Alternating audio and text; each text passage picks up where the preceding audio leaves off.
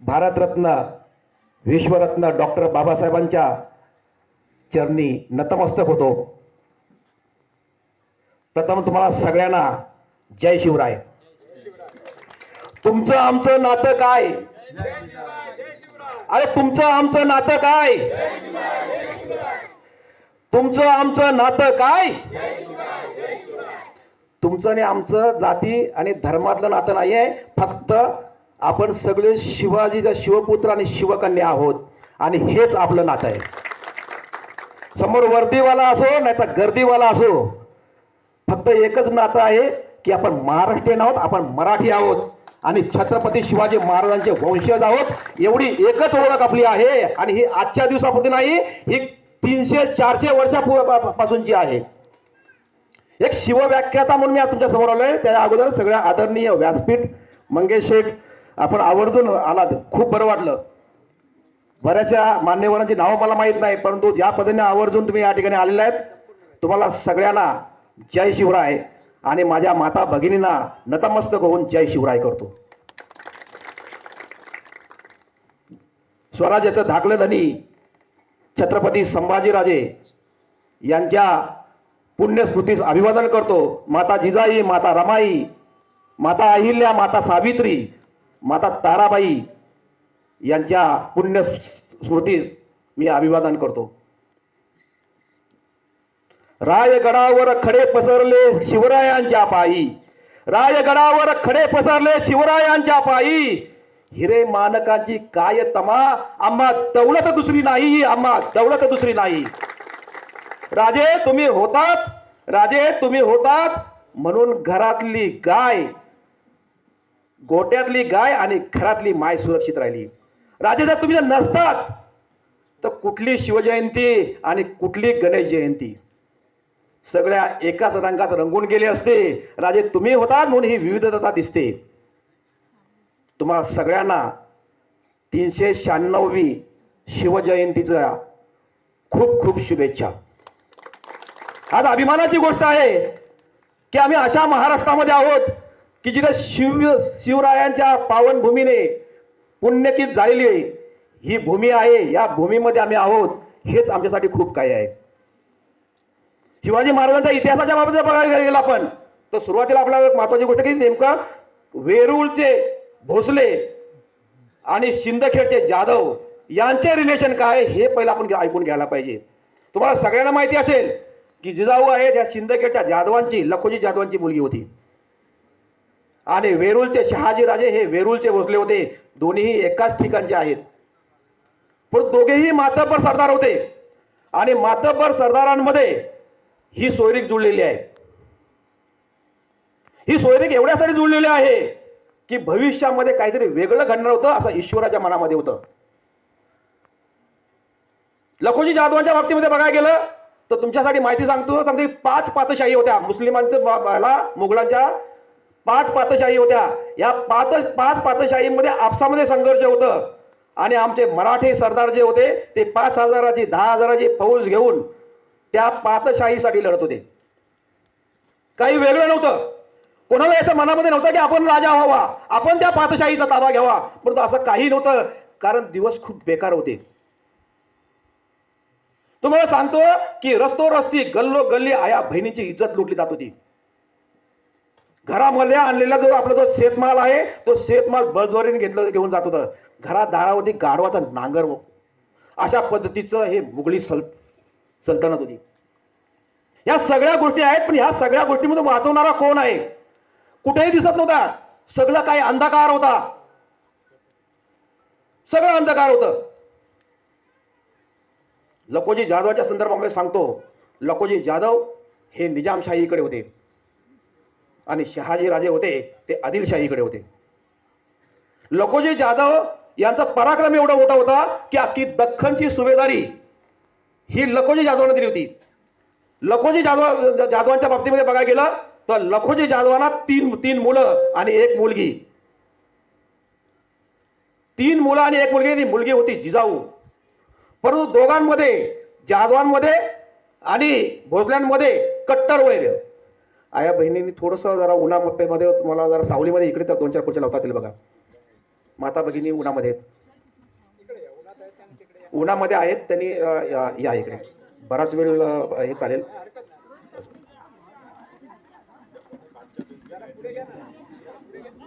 पुढे घ्या पुढे घ्या पुढे घ्या पुढे घ्या. उन्हामध्ये नको ते थोडं नियोजन. मुघलांच्या वरवंट्याखाली ठेचला जात होता अख्खं मराठी मुलूक. लखोजी जाधव जेव्हा निजामशाहीकडे जेव्हा होते तेव्हा लखोजी जाधवांना मुघलांनी मनसबदारी दिली. ती अख्ख्या दख्खनची, म्हणजे जो दख्खन आज आपण उभे आहोत, ही दख्खनची मनसबदारी दिली. सगळ्यात मोठी मनसबदारी होती. परंतु लखोजी जाधवांबद्दल ते कान फुकले जात असायचे आणि भर दरबारामध्ये लखोजी जाधवाची 3 मुलांनी लखोजी जाधवांचा खून करण्यात आला, तो निजामशाहीच्या. म्हणजे तुम्ही तुमचं जे शौर्य आहे, तुमचं शौर्य कुठपर्यंत आहे, जोपर्यंत तुम्ही आमचे गुलाम आहात तोपर्यंत तुम्ही तुमचं शौर्य आहे. आमच्यापेक्षा वर मान कराल तर तुमचा शिरच्छेद केला. भर अख्ख्या दरबारामध्ये लखोजी जाधवांचा आणि दाखवली जाधवांच्या 3 मुलांचा खून करण्यात आला होता. तत्पूर्वीच्या अगोदरची गोष्ट सांगतो. जिजाऊंचं लग्न झालं होतं आणि जिजाऊंना माहेरपणासाठी सिंदखेडला आणण्यात आलं होतं. जिजाऊंना माहेरपणासाठी आलं होतं. शहाजी राजांची इच्छा नसताना आल्यानंतर लखोजी जाधवांच्या मनामध्ये आलं की जिजाऊ जे आहे त्या जिजाऊंना मी तिकडे पाठवणारच नाही. आणि तिथे ठिणगी पडली.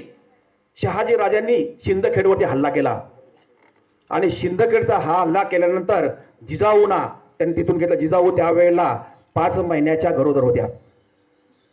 5 महिन्याच्या जिजाऊ गरोदर होत्या. त्यांना घोड्यावरती मान टाकून, मान म्हणजे घोड्यावर बसून, हे जिंदरच्या बाजूला शहाजीराजे आले. इतक्यात निरोप आला की आदिलशहाने बोलवलेलं आहे.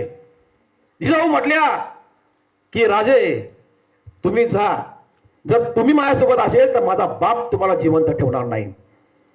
शहाजीराजे म्हटले की जर मी तुला इथं टाकून कसं जाऊ जिजा, तू सांग. नाही राजे, तुम्हाला जर इथं बघितलं, तुम्ही जरा तुम्हाला पाठलाग करतोय लखोजी जाधवाची सेना. लखोजी जाधवाची सेना पाठलाग करते. जुन्नर जवळ आले. जुन्नर जवळ सुरक्षित ठिकाण आहे कुठलं? शहाजीराजे बोलले की एक सुरक्षित ठिकाण आहे, ते म्हणजे शिवनेरी. जिजाऊ तिथे तुझा बाळणपण होईल, तुम्ही जा राजे, तुम्ही चिंता करू नका. त्याच परिस्थितीत 5 महिन्याची गरोदर असलेल्या जिजाऊने घोड्यावरती घोडदौड केले आणि शिवनेरीला आलं. शिवनेरीचा जो किल्लेदार जो आहे त्या किल्लेदाराच्या ताब्यामध्ये आले. इकडे लखोजी जाधवांनी त्या शिवनेरी किल्ल्यावरती हल्ला केलेला आहे. लखोजी जाधव त्या जिजाऊंच्या महालात गेल्या. तोच आवाज आला, खबरदार, खांडोली करण्यात येईल. बापाच्या जागेवरती मी शहाजी राजांची वीर पत्नी आहे.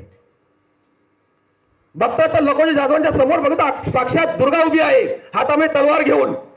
2 मिनिटांमध्ये लखोजी जाधवांच्या हातामध्ये तलवार जी आहे तलवार खाली गळलेली आहे. आपण काय करतोय? आपण आपल्या स्वतःच्या मुलीचा जीव घेतोय.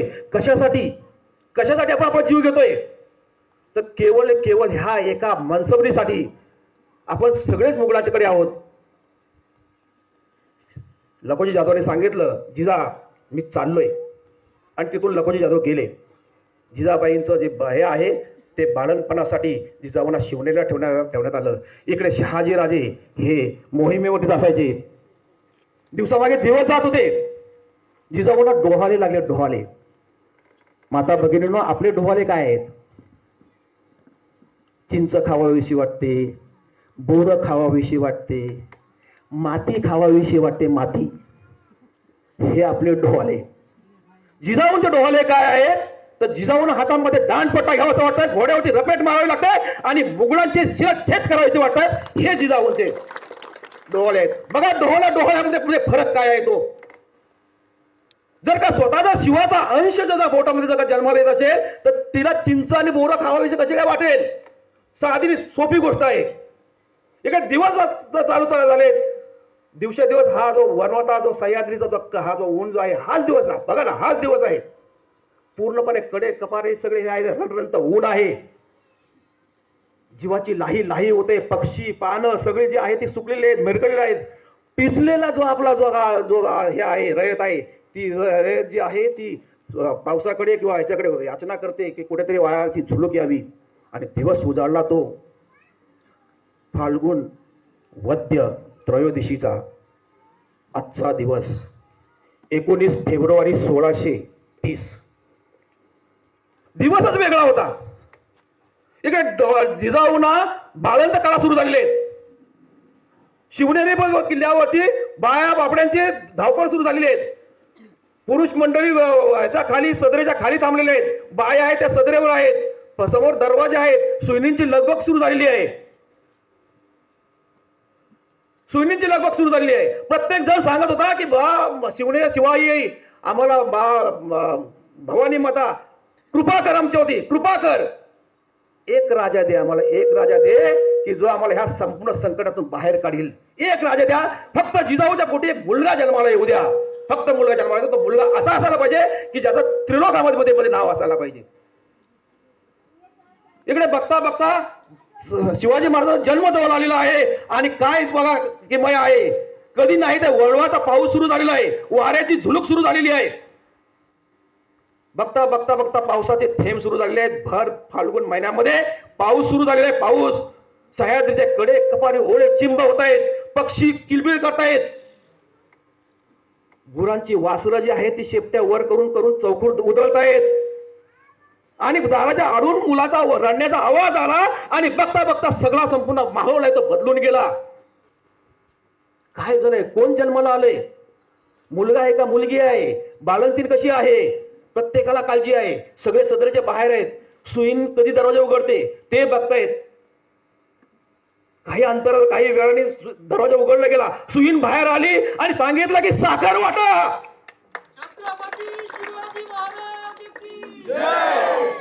शहाजी राजांना मुलगा झाला. मुलगा सह्याद्री झाला. मुलगा मराठी मुलगाला झाला. मुलगा हा महाराष्ट्राला झाला. मुलगा झाला रायतेचा राजा जन्माला आला. बोला छत्रपती शिवाजी महाराज की. छत्रपती शिवाजी महाराज की. इकडे शिवाजी महाराजांचा जन्म झालेला आहे.